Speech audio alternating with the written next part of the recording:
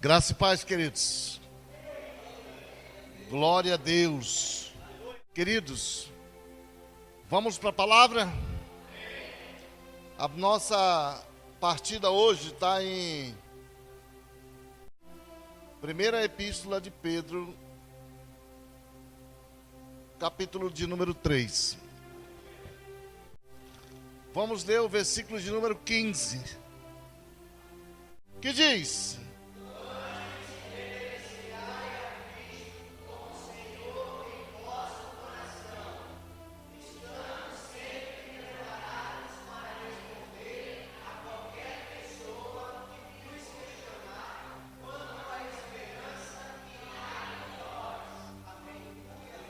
Aleluia, queridos. Feche seus olhos. Pai, em nome de Jesus, nós te damos graças, Senhor, porque o Senhor é bom e abençoador e a sua misericórdia tem nos alcançado, Deus. Somente as tuas misericórdias, Senhor, são as causas de não sermos consumidos. Ser conosco, Deus. Fala conosco nessa noite, que possamos estar com a nossa mente e o nosso coração voltados para Ti. Tira de nós tudo aquilo que tenta nos afastar da Tua presença.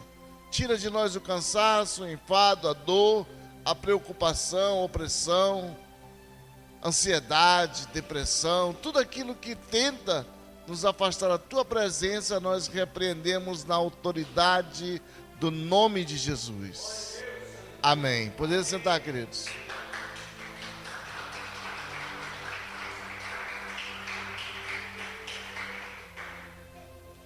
Queridos, esse versículo, vocês vão usar muito ele. A princípio, ele é um pouco complexo, mas a gente vai esmiuçar ele aqui, colocar ele, tirar as espinhas e vocês vão começar a entender ele com mais evidência, com mais consistência, concreção. E isso quem está falando aí é o apóstolo Pedro. E já que nós falamos, a nossa amada daqui a pouco falou muito sobre a história de grupos familiares, a questão da formação, do ensino. E na verdade a gente sabe que uma das causas dos primeiros grupos familiares da igreja na Coreia, elas não terem dado certo com o pastor, o Dr. Cho, é por conta de que não havia treinamento. Não havia treinamento para aquela turma ali. E eram muitos, e não havia treinamentos. E você vai talvez lembrar, Pedro escreve isso aí. Quem ensinou Pedro, quem começou a trabalhar na vida de Pedro para que ele fosse mais eloquente, para que ele fosse mais contundente nas suas palavras? Pedro, o Senhor Jesus falou para ele: Pedro, quando tu te converteres,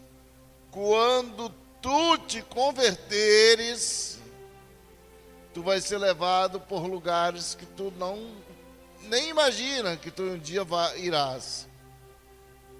Então Pedro, ele vai falar essas palavras lá na epístola dele.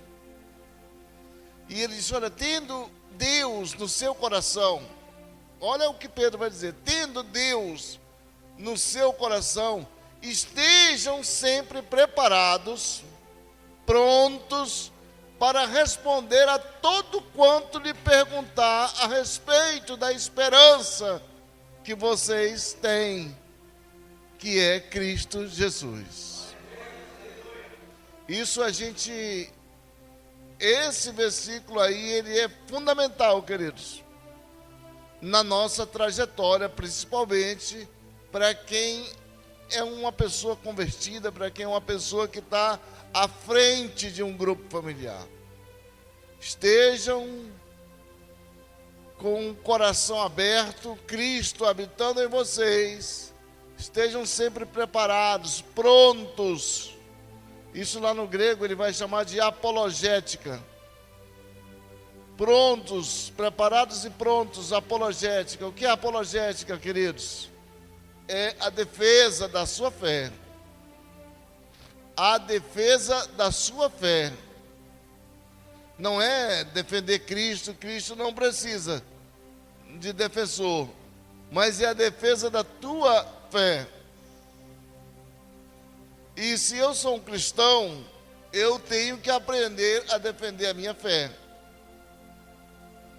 Se eu sou um músico, eu tenho que aprender a usar o instrumento ali que eu uso diariamente. E seja qual for o segmento profissional, educacional, eu tenho que aprender a dominar aquilo ao qual eu estou envolvido. Então Pedro vai passar para a gente essas preciosidades aí. Olha, estejam prontos, estejam preparados para responder a todo quanto lhe interrogar a respeito da sua fé. E isso, queridos, a gente precisa exercitar. A gente precisa aprender a exercitar essa fé com qualidade. Muita qualidade. A gente hoje, eu acordei um pouco cedo hoje, liguei a TV para assistir a Fórmula 1. E estava ouvindo um debate antes num canal de algumas pessoas falando, questionando a respeito da religião. E o número, queridos, de pessoas, de ateus, incrédulos, descrentes, céticos, eles têm aumentado muito. E eu vi ali algumas pessoas, senhores de idade, pessoas inteiradas, né?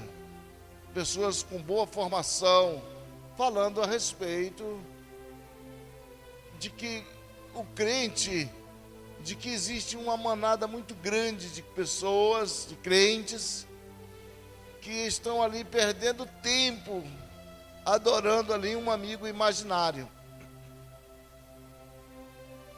E isso me lembrou essas palavras de Pedro. Me lembrou essas palavras de Pedro. E aí pegaram um indivíduo no meio, botaram ele no meio da roda, um pseudo-evangélico, e ele não deu conta de responder porque não estava preparado para responder. E aliás, ele não era nem um evangélico, não. Ele é de uma instituição que se chama por evangélico, mas ele não é um evangélico.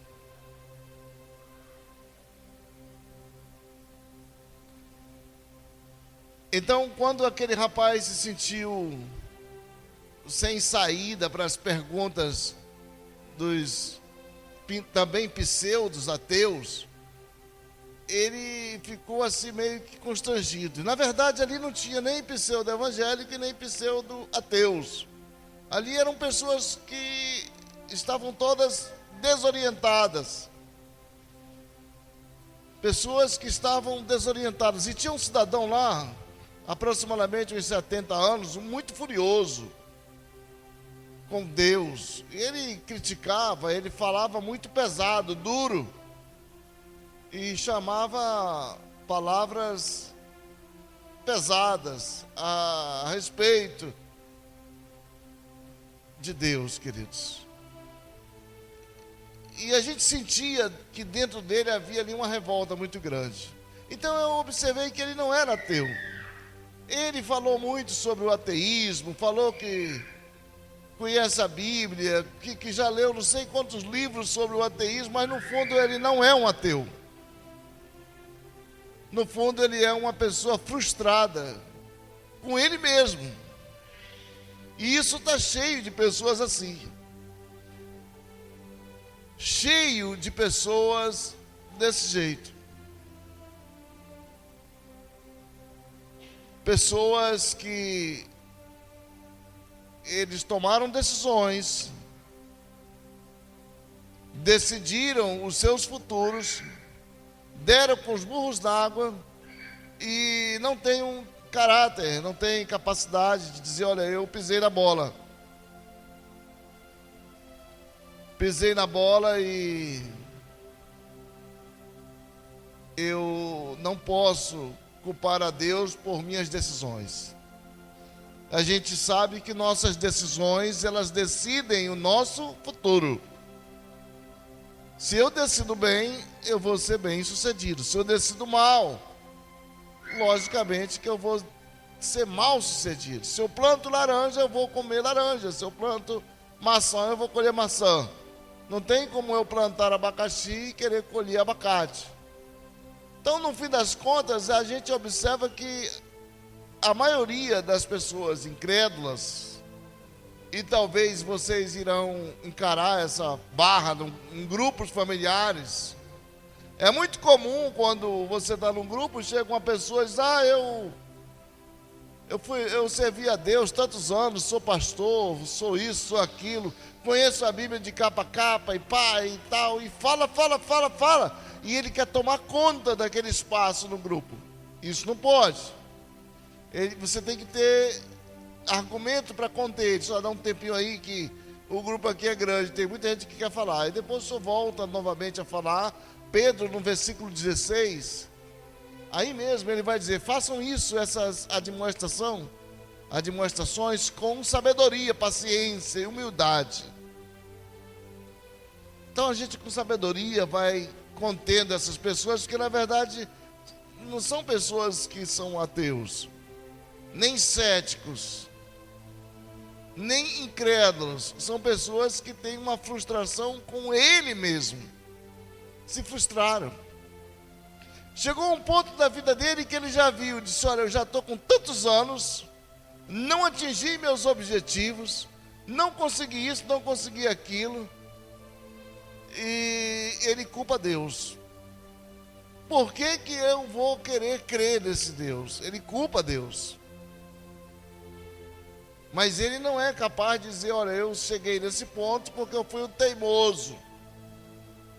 Eu cheguei nesse ponto porque eu tomei decisões que me levaram para cá. Então a maioria das pessoas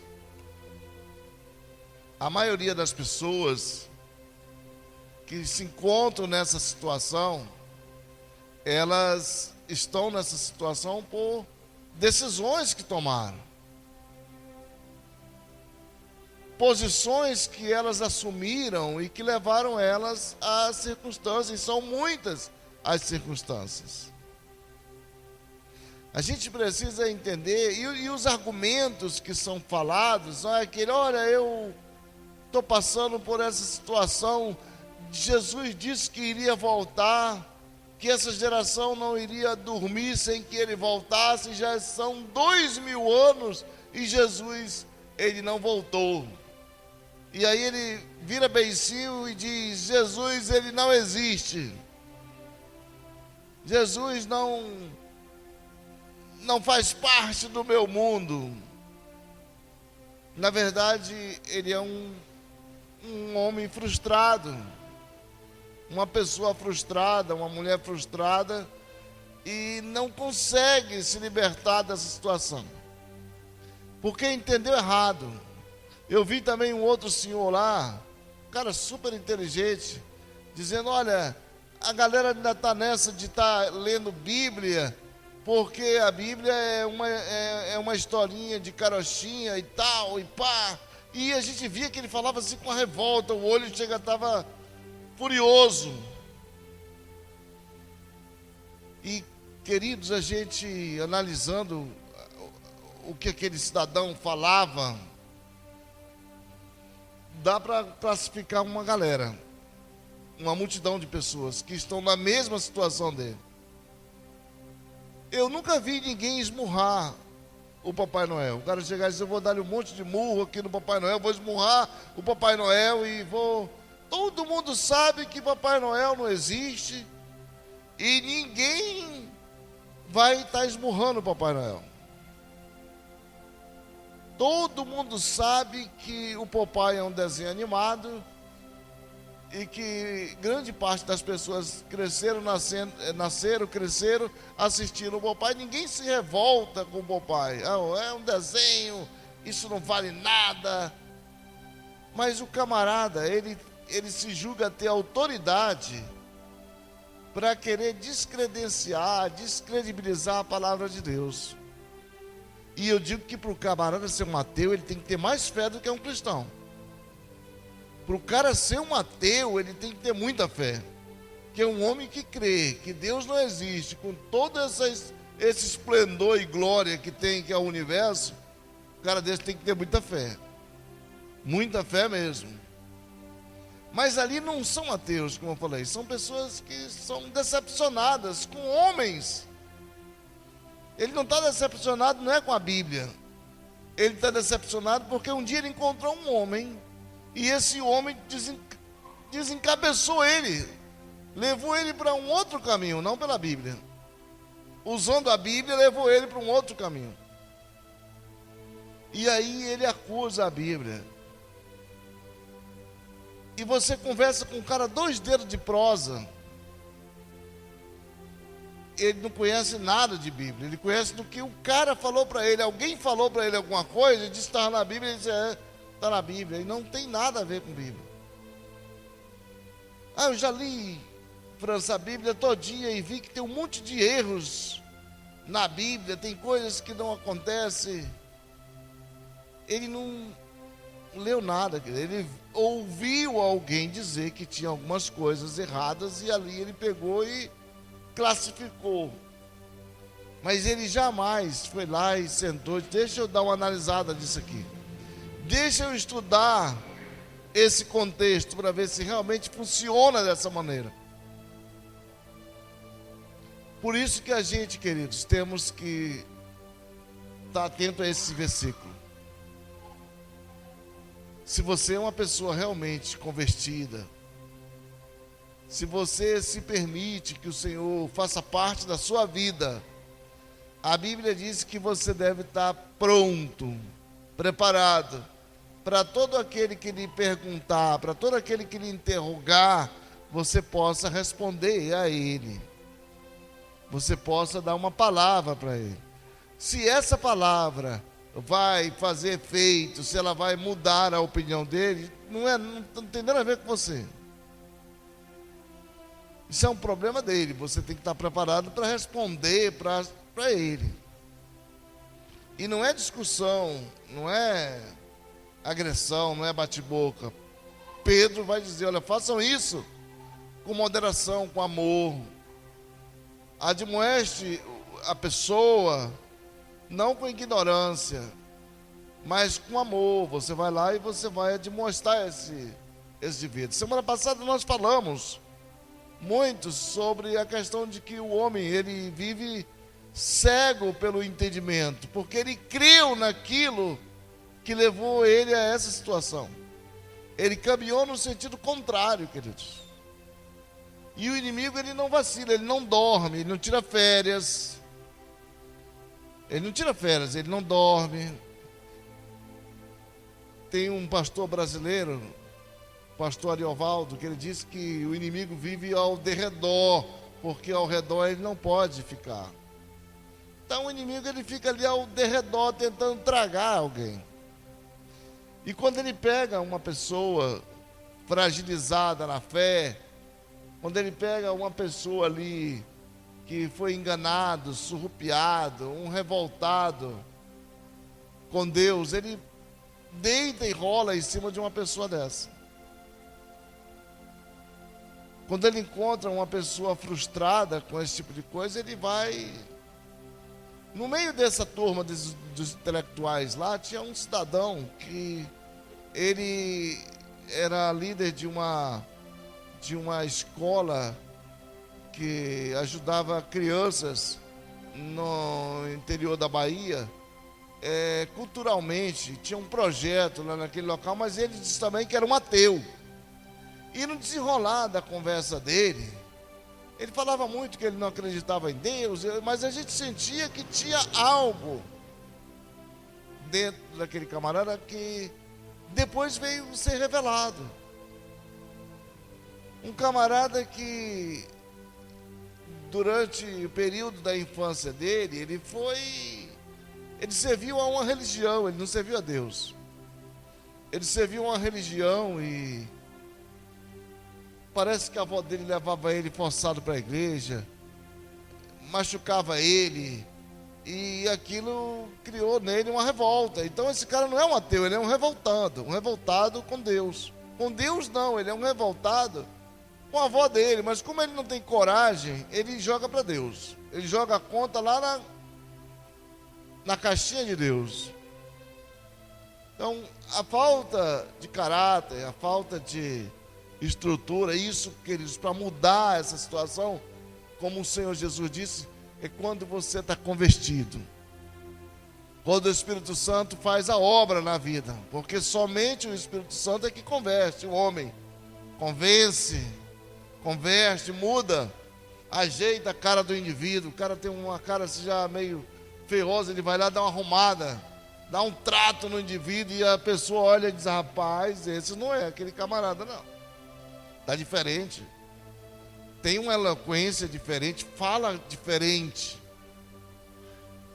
Ele fala diferente, ele fala com autoridade, ele é diferente. Esse cara não é mais aquilo, ele mudou. Mudou para melhor. Então, quando a gente passa por um processo de conversão na vida, queridos, aí você vai entender que Pedro está dizendo. Trabalhei com um camarada que foi gerente de um banco aqui em Manaus. O banco já faliu há muito tempo, que era o Banco Nacional, e ele também já partiu. E ele foi gerente desse banco por muito tempo. Então ele era um outro revoltado com a situação, com pessoas que maltrataram ele. E um dia eu vi ele conversando com um outro camarada, e ele dizia que jamais ele entrava numa igreja, porque no Rio Grande do Sul, quando ele morava lá, ele era pequeno, e ele sentou no primeiro banco, o sacerdote católico foi lá e deu lá um coque na cabeça dele, um cascudo, forte, vai e senta lá para trás. Aqui é do fulano, da fulana, o banco lá parece-me que era selecionado dependendo da classe, mas isso foi há muito tempo.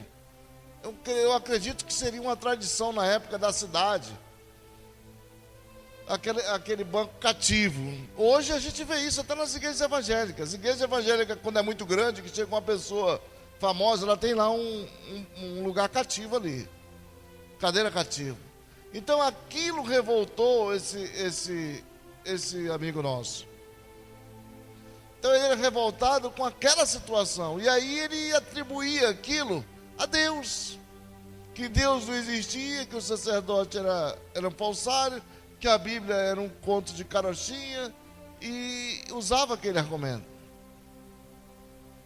Por que nós estamos falando isso, queridos? Porque você vai estar confrontando essas pessoas.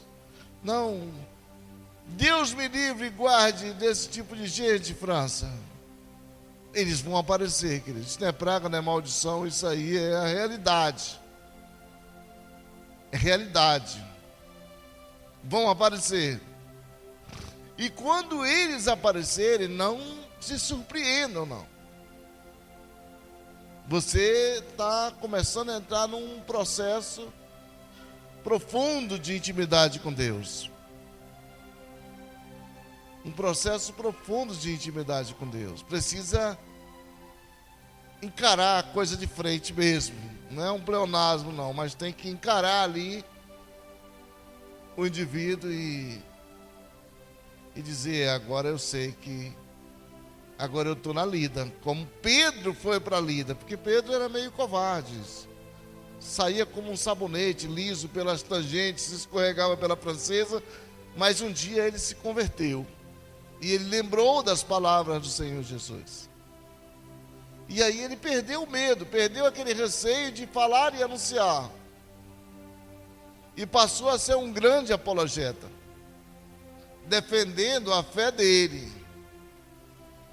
E se você observar o discurso de Pedro, ele não era muito diferente, não. Ele tinha um discurso único, uma batida única. E sempre ele dizia: olha, esse Jesus que vocês mataram, esse foi o que foi predito pelos profetas e tal, papa. Era aquela mesma pregação. Não tinha muito trabalho de fazer pregação, Pedro, não. E anunciava o evangelho, e a Bíblia diz que as pessoas iam se convertendo. E todos os dias o Senhor ia acrescentando aqueles que iam sendo salvos. Então, num grupo pequeno, você vai se deparar com esse tipo de gente. No teu trabalho, talvez você se depare com esse tipo de pessoas constantemente. E a gente aqui não está falando de pessoas que estão desviadas, não. Que são pessoas que estão desigrejadas. Eu nem muito concordo com esse termo, desviado, desigrejado. Mas a gente não está falando desse tipo de gente. Nós estamos tratando com pessoas que têm feridas abertas profundas, que se decepcionaram por conta de um falso profeta, de um falso pregador, que se decepcionaram por conta de que foram levados por ventos de doutrina, o que Paulo já resolveu lá em Gálatas. Só que quando ele percebeu, ele já estava numa situação que não dava mais para sair. Igual o sapo quando ele está na lagoa, e aquela água parada ali, ela é tão quente, e ela começa a cozinhar o couro do sapo, e o sapo não sente. Ele só vai começar a sentir que ele deixa de ser sapo que está morrendo quando ele toma consciência da força dele. Mas o couro já foi todo escaldado ali pelaquela água. Ele não sente. Então tem pessoas dessa maneira, ele não sente. Espiritualmente ele vai se enveredando. E quando ele já não tem mais saída, ele já está nos últimos suspiros ali, ao invés dele se arrepender, recuar, dar passos para trás, ele joga a culpa para Deus. Aí, queridos, fica muito difícil. Aí fica complicado, fica difícil de você.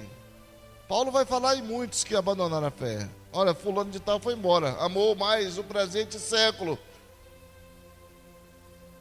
Demas vazou, Alexandre correu também, me deixou aqui nessa situação e estamos firmes. Alguns discípulos de Jesus vazaram, correram, deixaram ele lá. Agora imagina, se os discípulos de Jesus correram, por que não vão correr um discípulo de França, o discípulo do irmão fulano, do cicrano? Se os discípulos do Senhor deixaram ele e correram, quem sou eu para dizer que não vai acontecer isso? Portanto, a gente precisa estar preparado para essas coisas. Não criar aquela falsa expectativa. Não criar muita expectativa para que, se a coisa não ocorrer como você pensa, você não se sinta frustrado. Pense como uma possibilidade. Porque se a coisa frustrar, ainda continua sendo uma possibilidade. Você não vai perder a sua fé, não vai abalar em nada. Você vai continuar orando, simplesmente isso. Mas se eu criar uma expectativa e a coisa não der certo, aí eu vou frustrar. Por isso a gente tem que pensar como uma possibilidade. É possível, Franci? É possível. É possível. A gente precisa amadurecer na fé todos os dias e saber que vai encarar esse tipo de gente pela frente. E essas pessoas, queridos, nada de discussão, elas estão sedentas por respostas. Às vezes sedenta por um ombro amigo, uma palavra não irascível, porque tem pessoas que ele tem uma certa dificuldade em argumentar com outra pessoa. Tem pessoas que têm esse tipo de dificuldade. Portanto, a gente precisa ter muito domínio próprio para a gente poder chegar nessa situação, pedindo misericórdia de Deus todos os dias. E isso também serve para nós, porque aí você vai se esforçar cada dia mais em estudar a Bíblia. Não é só dar aquela passada de vista e... Não, essa passada de vista não serve. Já disse para vocês que tem milhões de crentes que ainda pensam que Elias foi tomado por uma carruagem de fogo. E Elias nunca foi tomado por carruagem de fogo nenhuma. Ainda tem muita gente pensando igual a vovozinha que diz: ai pastor, eu sou tão humilhada. Mas é isso mesmo, a Bíblia diz que aqueles que são humilhados serão exaltados. Não. Vovó, a senhora não entendeu a lógica. Os que se humilham, esses sim serão exaltados. Mas os humilhados vão ser mais humilhados ainda. Então é estudar mesmo, é chegar e dizer: deixa eu me debruçar aqui, orar a Deus, Senhor, me dá sabedoria. Arranca essas letras dessas páginas, faça com que elas saltem sobre mim. E que elas tomem concreção na minha vida, que eu possa entender isso aí. Não se acovardar. Se tiver num acampamento, antigamente nos acampamentos, nas vigílias que se fazia, hoje se fazem pouco, né? Mas tinha aquelas gincanas de perguntas bíblicas, e quando tinha perguntas bíblicas, a galera vazava. Ficava um gato pingado ali para tentar responder. O resto corria, queridos. Queria não. Então a gente precisa estar preparado. Precisa estar preparado. Eu li um livro chamado Deus, um Delírio, de um ateu muito famoso nos Estados Unidos. E eu estava lendo esse livro, um amigo meu disse: não, deixa isso de mão, isso aí não presta. Esse cara é um profano, é um... queimar dinheiro com um livro desse. Jesus chamou os discípulos e disse: olha, se você quiser amarrar um valente, você tem, para você conhecer esse valente, você tem que entrar na casa do valente. Como é que eu vou ganhar uma batalha, uma guerra, se eu não conheço o meu adversário? Eu tenho que conhecer o meu adversário. Para conhecer o meu adversário, eu preciso estudar o meu adversário. Estudar o campo que eu estou pisando. Qual é a batalha que eu vou enfrentar? Qual é a trilha que eu devo tomar? Isso é importante para nós, queridos. Quando nós entendemos essas coisas, a gente vai caminhar legal. Esse livro chegou no Brasil em 2005, Deus, um Delírio. Vendeu muitas cópias. Muitas cópias. Alguém dizia: mas tem muito ateu. Não tinha muito ateus. Eram pessoas que queriam conhecer o que aquele indivíduo ali pensava a respeito de Deus também. Qual era o pensamento daquele indivíduo? Qual era a fronteira que ele deveria caminhar àquele conhecimento? Por isso a gente repete sempre: estude a Bíblia, queridos. Peça esse discernimento de Deus.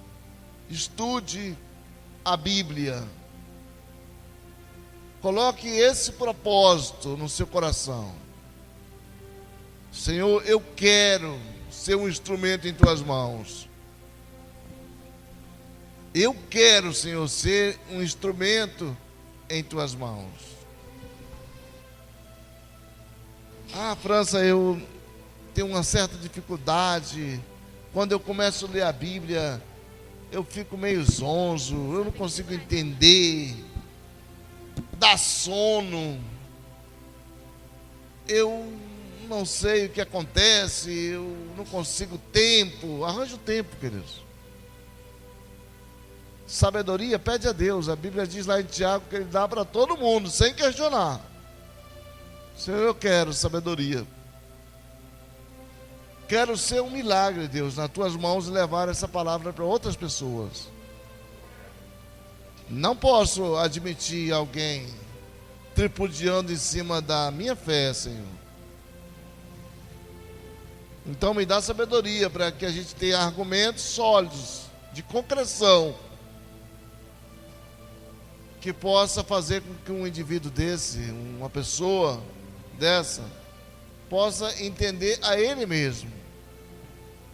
A Bíblia é um livro que foi escrito, queridos, por muitas pessoas, por mais de 40 autores, entre eles reis, rainhas, juízes, profetas, boeiros, sacerdotes. E ele foi um livro escrito para que eu possa conhecer a mim mesmo. Não é o estudo de Deus, França? Não, Deus não pode ser estudado. Um dia que Deus for estudado, ele deixa de ser Deus. É para mim conhecer a mim mesmo. E quando eu conheço a mim mesmo, os meus limites, as coisas começam a fluir para nós. Jesus não prometeu nada para nós que ele não tenha cumprido. Nós é que muitas vezes nos iludimos com promessas maquiadas e achamos que aquilo ali é o Evangelho. Não é o Evangelho, queridos. A gente já falou muito sobre isso. Isso não é o Evangelho. Aqui, nesse plano onde nós nos encontramos, estamos aqui de passagem. Estamos aqui sendo aprimorados para uma vida melhor, uma vida que não tem fim. Essa é a promessa do Senhor. Mas enquanto nós estivermos aqui, nós teremos as mesmas dificuldades que o ímpio tem. E teremos os mesmos benefícios que o ímpio tem. A chuva, o sol, o frio, o calor, as oportunidades. A diferença é que o Senhor está com você. Essa é a grande diferença. Então, que você possa colocar e cravar essas palavras de Pedro, que vem nos ensinar hoje a colocar Cristo em nossas vidas, e que possamos aprender a responder a todo quanto nos questionam a respeito da nossa fé e da nossa esperança que está em Cristo Jesus. Que Deus possa nos abençoar e nos encher de graça, em nome do Senhor Jesus.